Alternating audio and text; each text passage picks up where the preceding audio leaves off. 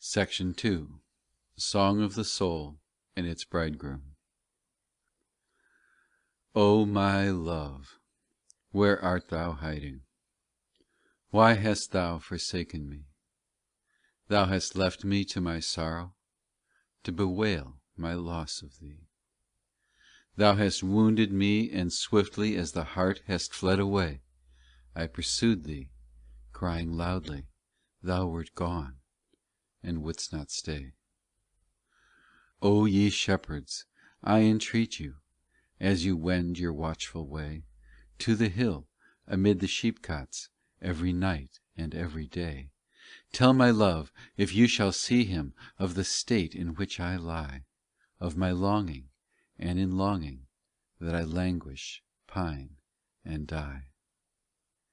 In my quest of him no mountains nor wide plains shall me delay. I will never stoop to gather even a flower on the way.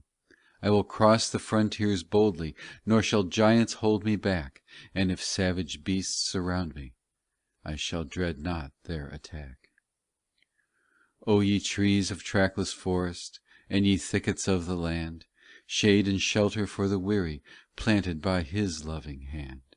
O ye meadows fresh and verdant, pictures of the land above, decked with flowers bright and fragrant, tell me, have you seen my love? The creatures answer, we have seen him, we have seen him. Oh, the beauty of his face, moving through the groves and pouring down the treasures of his grace. Hastening on, he looked upon them, oh, that look, how full of love! And the groves became more lovely with a beauty from above. The Bride. I am wounded, who can heal me? Sorrow laden, lone and sad, longing for thy wonted presence, that alone can make me glad. Come thyself, and do not tarry, send no messengers to me, they are powerless to tell me aught that I would know of thee. All who serve thee, men and angels, each in his determined place, speak to me with voice unceasing of thy comeliness and grace. They but make my wound still greater, there is that beyond my reach, and leaves me sad, what I know not, for they stammer in their speech. O my life, how thou persistest in continuing the strife, for by living on thou livest, where is not thy real life. All thou knowest of thy lover are as arrows in thy heart, sent to slay thee. Then how is it thou abidest as thou art? My beloved, thou hast planted in my heart the darts of love. Why dost thou refuse to heal it with the unction from above? Now that thou hast robbed me of it, I in desolation left, why hast thou not taken it with thee, and thus perfected the theft? Tribulations overwhelm me, by anxieties oppressed. Thou alone canst free me from them, therefore give me peace and rest. Let mine eyes then look upon thee, for it is by thee they see. They are thine, and thou hast made them. I will keep them all for thee. O that thou the clouds wouldst scatter, that between us darkly lie. Show thy face, and in the beauty of the vision let me die.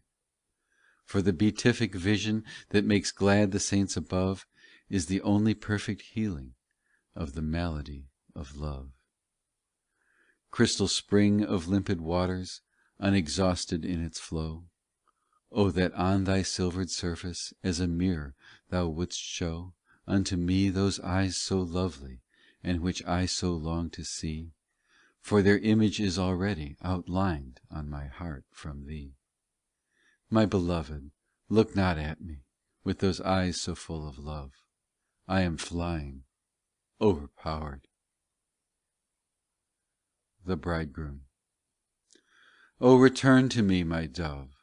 On the hill the hart is looming, and the arrow to it clings, in the air refreshed that stirreth by the motion of thy wings. The Bride. My beloved is the mountains, they reveal him unto me. and the lonely wooded valleys with the islands of the sea, strange and lovely, and the murmur of the waters as they flow, and the sweet entrancing whisper of the winds that softly blow. My beloved is the silent, tranquil night before the morn, ere the ruddy dawn approaches and another day is born. He is music that is soundless, in the wilderness a voice, and the supper that refresheth, making hearts that love rejoice. Who will catch for us the foxes that so cunningly repair to the vineyard thou hast planted, now so fruitful and so fair? While we move among the flowers, and our hands with roses fill, for the making of a garland, let none appear on the hill. Chilling north wind, from thy caverns send no more the blasts that kill. Come thou south wind, love enkindling, and the air with odours fill. There among the fragrant flowers my beloved will abide, and will feed among the lilies in the garden of his bride. Now the rose trees and the flowers bloom and blossom in their beds, and around the fragrant amber its delicious perfume sheds. Nymphs of Judah, come not nigh us, in the suburbs still remain, that ye may not touch the threshold of our house, your feet restrain. Hide thyself then, my beloved, and let none thy presence trace. Keep for me alone the secret, to the mountains turn thy face.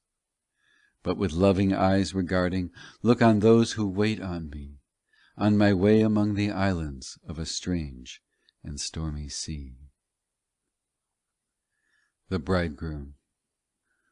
Cruel lions of the forest, crouching in their secret lair, fawns and does so wild and restless, and all the birds of the air, nightly terrors that alarm us, gloomy valleys, lowly plain, burning heat and lofty mountains, howling winds and driving rain. By the music of the viols, by the siren's soothing strain, I adjure you and command you from your fury to refrain. Cease your clamours, come not nigh us, at a distance still abide, and occasion no disturbance of the slumbers of the bride. Now the garden sheds its perfume, for the winter's cold is past, and the bride in all her beauty has come into it at last. There content among the lilies, in the everlasting arms, she is tranquilly reposing, henceforth free from all alarms. When I saw thee wan and weary, underneath the apple tree, I held out my hand in pity, and betrothed me unto thee. When thy mother deluded fell, in the snare the traitor laid, there the price of thy redemption in my bitter death was paid. The Bride. Dens of lions are the fences that protect the bridal bed, hung with purple, fragrant flowers all around their perfume shed. It was wrought in peace and quiet, who will touch it? None so bold, for its manifold adornments are 1,000 shields of gold.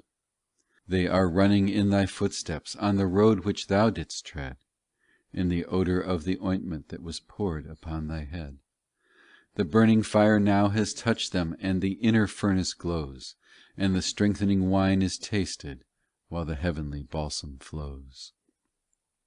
My beloved gently led me by the hand, O love divine, placed me in the inner cellar, where I drank the wondrous wine. Coming forth I wandered lonely o'er the plain, and knew no more, having lost the flock I followed in the days that went before. He embraced me there and taught me, sitting humbly at his feet, wondrous secrets of his wisdom, and the learning is so sweet. There I also made a promise I would be his faithful bride, true and constant, by that promise I will steadfastly abide. My beloved is my bridegroom, and my Lord, oh what a joy! I will henceforth all the powers of my soul for him employ. And the flock that once I tended, now I tend not as before, for my only occupation is to love him more and more. I have gone away for ever from the haunts of idle men, and a sharer in their follies I will never be again. They may say, and say it loudly, I am lost, but I am not. I was found by my beloved. Oh, how blessed is my lot. We will go in early morning, while the dew is on the ground, to the garden where the flowers in their beauty may be found, and will make a garland of them in which emeralds shall shine, knit and bound and held together by a single hair of mine. By that single hair that fluttered on my neck and seen by thee, thou didst look again upon it, and wert by it drawn to me. Thou wert made a willing captive, weak and slender though it be, and I dared to look upon thee, and in looking wounded thee. While on me thine eyes were resting, full of sweet and gracious love, they impressed on me their beauty, heavenly beauty from above. Then thy love flowed in upon me, and mine eyes obtained the grace that they saw in thee to worship. Oh, the beauty of thy face! I was once unclean and swarthy, in a miserable plight, yet I pray thee not to spurn me, or to cast me from thy sight. Of my former degradation there remaineth not a trace, for thine eyes have rested on me, shedding comeliness and grace. The Bridegroom.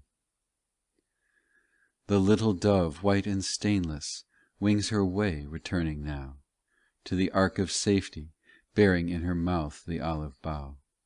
Now her melancholy cooings will the turtle dove abate, on the verdant banks rejoicing in the presence of her mate. Now the little dove was living in her solitude at rest, for in solitude contented she had built herself her nest. The beloved had been leading into solitude the dove, and in solitude was wounded with the arrows of her love. The Bride. In our common love rejoicing, my beloved, let us go to the summit of the mountain whence the limpid waters flow, to the hill of contemplation, there each other to behold. In thy beauty let us enter into mysteries untold. We will go at once together, my beloved and his bride, to the dark and secret caverns of the rock, and there to hide. Into those mysterious caverns where no earthly light can shine, we will enter, there in secret we will taste the heavenly wine. For within those secret caverns thou thyself wilt show to me that which I am always longing in my inmost heart to see. In the innermost recesses of the caverns thou wilt give what the other day thou gavest, O my life, in thee I live. I shall breathe the air that quickeneth, and the nightingale shall sing. In my raptured ear the music of her voice shall sweetly ring. Pleasant grove in all its beauty, with the marvels it contains, in the night, with the fire burning that consumes and never pains. I went in with my beloved, seen by no created eye, nor with all his strength and cunning durst Aminadabad come nigh. Then the siege was intermitted, then abandoned by the foe, and the cavalry dismounted when it saw the waters flow.